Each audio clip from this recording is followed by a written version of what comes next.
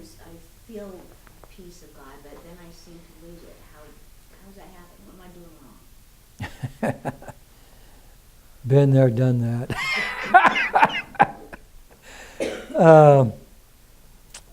I think it's easy to be seduced. We get carried away. The Song of God gives great counsel on what goes wrong. How do you walk away from a sacred moment, a sacred place? You feel really great. And 10 minutes later, you are in the abyss of despair and you want to wring someone's neck. What the blithering heck happened? Well, Heavenly Mother gives good counsel on this one too.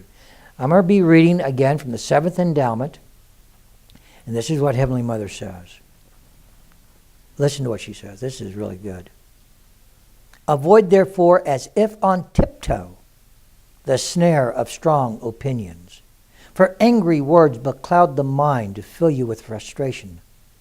But become instead that quiet observer, which sees and hears, yet does not deep imbibe, choosing instead to calmly tread, while still you seek to guide. Again, in the 29th verse of this same chapter. Be not yourself as one deceived, nor as one who is lured and baited, but hold most firm the peace of God.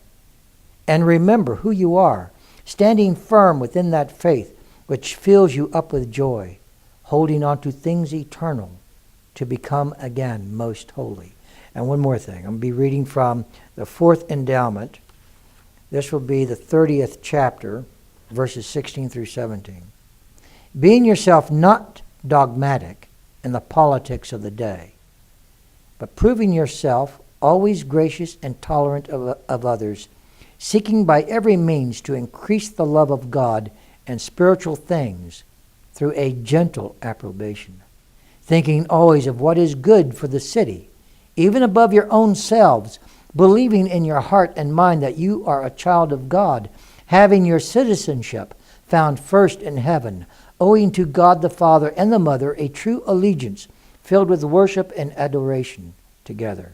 Now listen to this one last thing. Again, from the 7th endowment, chapter 6, I'll be reading the 22nd verse. Peace then be in your mind and in the words you speak.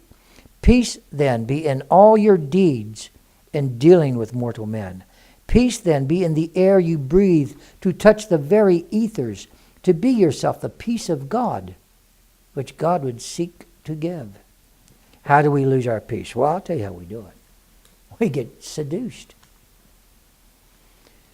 We get seduced by politics. We get seduced by the economic concerns of the day. We get seduced by all kinds of things that people think are important and which have no importance whatsoever.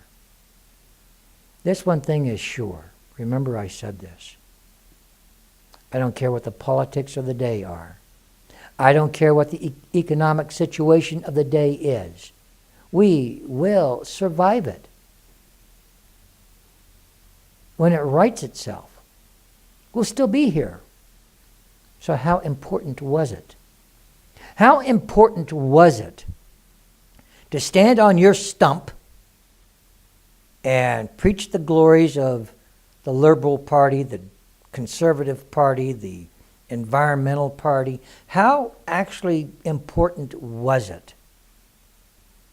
Are you really that important that when you open your mouth, the world is going to stop and listen to you? I'm not that important. And I know Heavenly Father and Heavenly Mother. I know I'm not that important. So what does it matter if my opinion is absent with regard to politics? Or if my opinion is absent with regard to economic solutions? Or my opinion is absent with regard to environmental issues? Or my opinion with regard to war in Iraq or Afghanistan? How important did you think your opinion was? But what is important? What is important is that when someone meets you, they don't find another opinion vying with their own. What they find is kind, gentle acceptance, kindness, politeness. Can you have your own political opinion? Well, I certainly have mine. Would you like to know what they are? Oops. I'd have to give you an opinion that doesn't matter. So I think I'll keep that opinion to myself. How do we lose the peace of God that we sometimes experience in our sacred places and in our sacred moments? We fritter them away inch by inch. We get seduced by the emotions of someone else. You ever have a really good day and then someone you care about comes along and pretty soon you're in so much despair and you want to go hang yourself? What happened? How did you surrender yourself, your peace, for despair? I'll tell you how you did it. You got lured and baited, like all these fish in the Boise River I'm always trying to catch. You got lured and baited, and you got hooked. And so despair is pulling you out of the river, and they're going to fry you up in a pan. Well, that's no fun. How do you keep the peace of God? How do you keep your peace of mind? How do you keep your tranquility? Let go of strong opinions. Do I have strong opinions? Well, of course I do. Well, then how can Azrael expect to let them go?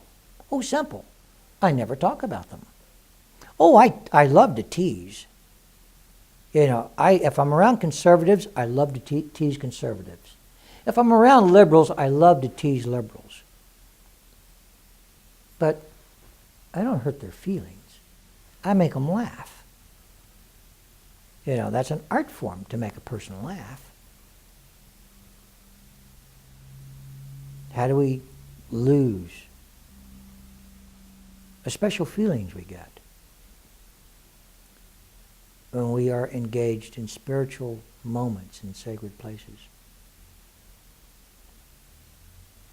You hand them over. You simply hand them over to the strong opinions of someone else. You have been lured and baited.